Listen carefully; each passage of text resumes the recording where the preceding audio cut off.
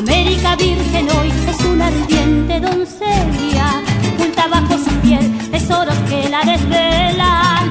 Se la cubre con celo, América es una hembra, capaz de dar que beber a todo aquel que la crezca.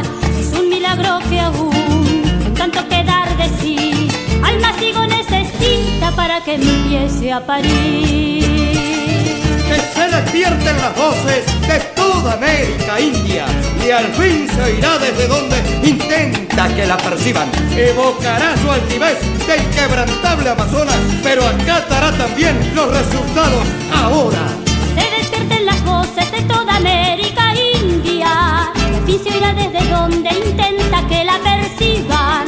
Evocará su altivez de inquebrantable Amazonas, pero acatará también los resultados ahora. América en sus guitarras vive cantando tu idioma, es un olivo prendido al pico de una paloma. América es una voz, tan solo callará el día que alguien invente algo mejor que cantar, el día que alguien invente algo mejor que cantar.